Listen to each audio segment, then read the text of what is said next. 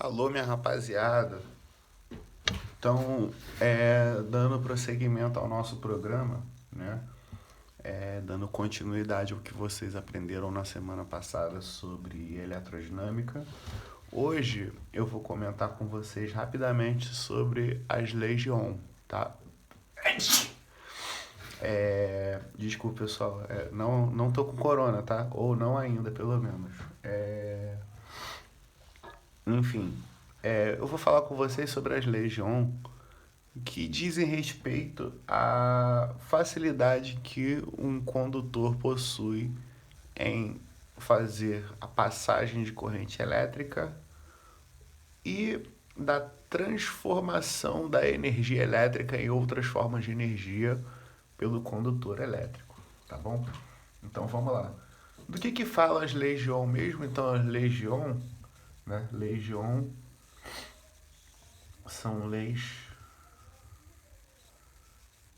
que versam sobre a capacidade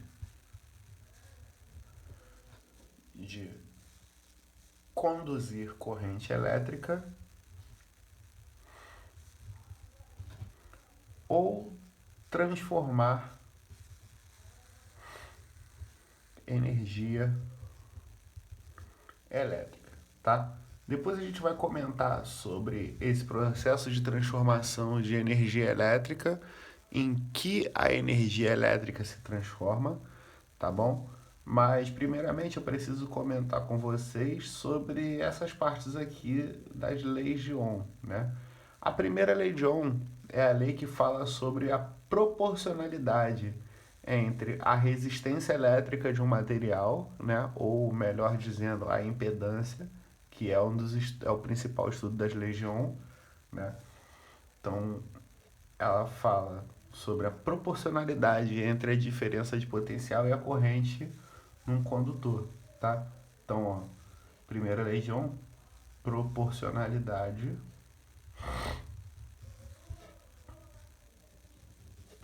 U e I, tá? Só para a gente lembrar, o U é a diferença de potencial a que eu submeto um condutor, que a gente falou na semana passada, né? E o I é a intensidade da corrente elétrica gerada exatamente pela diferença de potencial a que um condutor é submetido. Então, se eu pego as extremidades dele e submeto a potenciais diferentes, existirá uma diferença de potencial U e, de acordo com a primeira lei de Ohm, envolvendo a resistência elétrica do material, a resistência elétrica do material R, eu posso dizer que U, R e I são diretamente proporcionais. U e R são diretamente proporcionais e U e I também serão diretamente proporcionais, tá? Então, quanto maior for a minha diferença de potencial, maior será a intensidade da corrente elétrica que atravessa o meu condutor, né? Aqui, na parte referente às leis de Ohm, né, vocês vão aprender sobre condutores elétricos com resistência constante. Então, essa lei da proporcionalidade entre U e I, né, fala basicamente sobre U e I serem diretamente proporcionais, porque para vocês considera-se que a resistência é constante e dependente do material, que é o que a gente aprende aqui na segunda lei de Ohm, tá? De acordo com a segunda lei de Ohm, a lei de Ohm fala sobre R de acordo com as características do condutor. Características, vou sublinhar aqui, pular a linha, porque a câmera não pega tudo. Então, R de acordo com as características do condutor. E R de acordo com as características do condutor, tá? Então, pela segunda lei de Ohm, eu tenho um determinado material aqui, né? E o meu material terá suas características. Quem são essas características do material?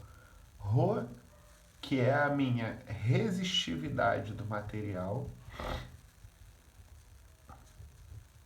né? Isso aqui está associado à facilidade de conduzir corrente elétrica, então a facilidade, né? No caso, Rho é o contrário, né? O Rho é a dificuldade. Então vou colocar assim, ó. É a dificuldade de conduzir corrente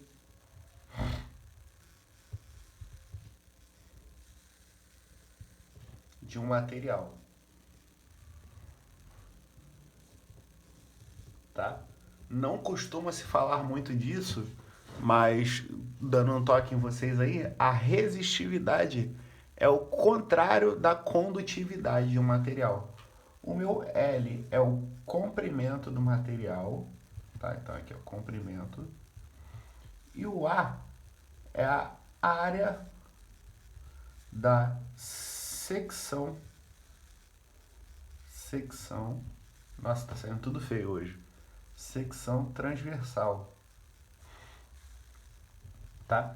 Em outras palavras, isso aqui num fio, num condutor elétrico, é a grossura do fio, tá? O calibre do fio.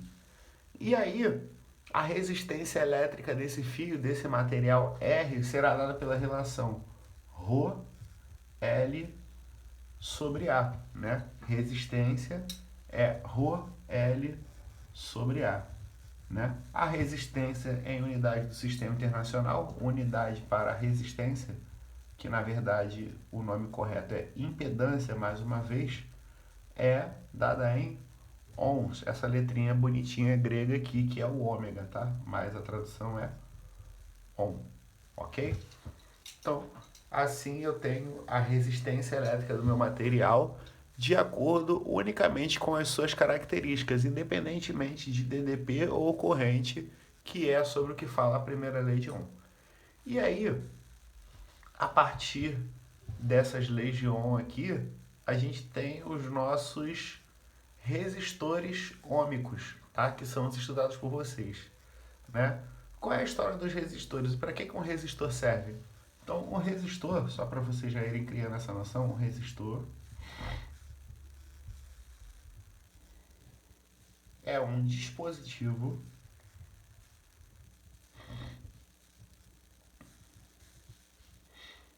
com a finalidade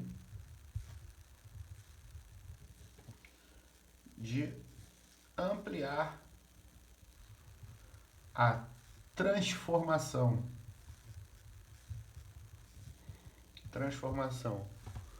de energia elétrica em térmica ou luminosa, né? Porque as lâmpadas também são formadas muitas vezes por resistores, tá? Aquela lâmpada incandescente lá, amarelada, que costumava se utilizar antigamente, né? E qual é a história aqui? Como é que funciona o resistor? Vocês aprenderam aqui que a resistência de um determinado material, considerando apenas as características do material, é dada por ρ L sobre A. Então, eu vou colocar aqui, ó, para a gente estudar essa relação matematicamente. Então, R é igual a ρ L sobre A, tá? Na criação do resistor, o que acontece? Eu não posso utilizar um material que tem exatamente uma resistividade muito alta, porque se eu for aumentando a resistividade do material a proporções muito grandes, em um dado momento ele deixa de executar a função dele. Ele não irá conduzir corrente elétrica e, portanto, não vai haver transmissão de coisa nenhuma, porque ele passa a assumir característica isolante, né? O L é o comprimento do meu fio. Se vocês olharem matematicamente aqui, quando eu aumento o comprimento do fio, eu aumento também a resistência elétrica. São grandezas diretamente proporcionais. Em relação à grossura do fio, quando eu diminuo a grossura do fio, eu aumento a resistência elétrica. São grandezas inversamente proporcionais. Agora, vocês já viram um chuveiro desmontado, um ferro de passar, alguma coisa assim? Se vocês observarem um chuveiro desmontado, um ferro, um troço desses, vocês vão observar que existe lá o que eles chamam de resistência, né? Que na verdade é um resistor, que é um fio de uma espessura bem fina e todo enrolado, né? Então você pega esse fio e enrola ele várias vezes. Para que enrolar o fio? Porque o fio é muito fino. Simples. Quando você tem um chuveiro, quando você tem alguma coisa desse tipo, né?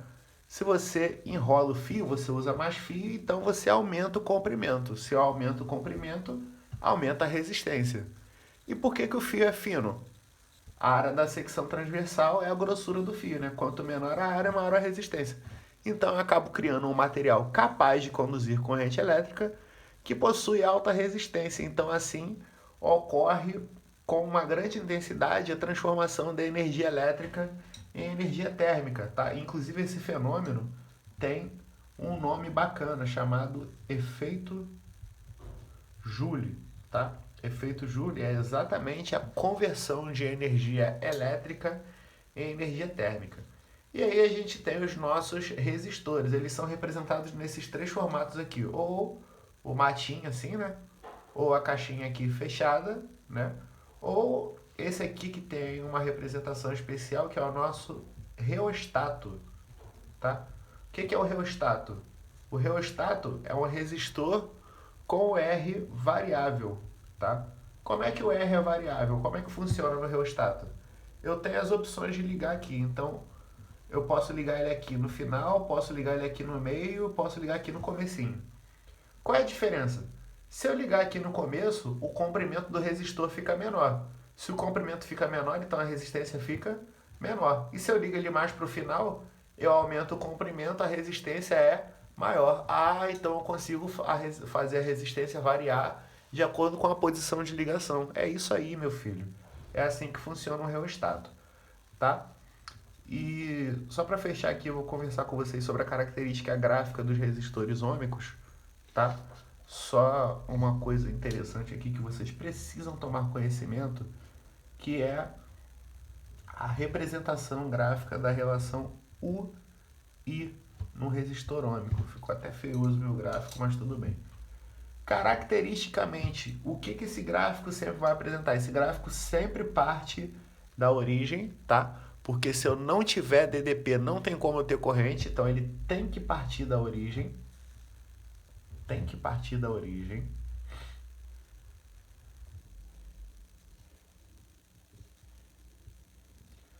Outra característica, esse gráfico vai apresentar comportamento de função linear, de função do primeiro grau.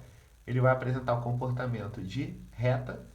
E o outro ponto importante, escolhendo um ponto aleatoriamente nesse gráfico aqui, qualquer ponto, eu vou ter o registro de uma determinada intensidade de corrente I para uma DDP 1, uma intensidade de corrente I para uma DDP U, e aí eu tenho um ângulo θ aqui, né? E aqui eu tenho a formação de um triângulo retângulo, né? Qual é a dimensão aqui desse cateto do meu triângulo retângulo? De 0 até U, U. E desse cateto de 0 até I, I. Né? Se eu quiser calcular a tangente de θ, então eu vou fazer lá, tangente de θ é igual ao cateto oposto U sobre o cateto adjacente I. E aí, meu irmão, olha que maneiro isso aqui, ó. Eu sei que, de acordo com a primeira lei de Ohm, U é igual a RI, quem vê ri, né? Se eu passar o I dividindo, teremos que R, né, igual a U sobre I. Caraca, mané. Apareceu a mesma coisa. Então a gente chega aqui à conclusão que no gráfico de resistor ômico, a tangente de θ é numericamente igual à resistência elétrica do material, a impedância R, tá?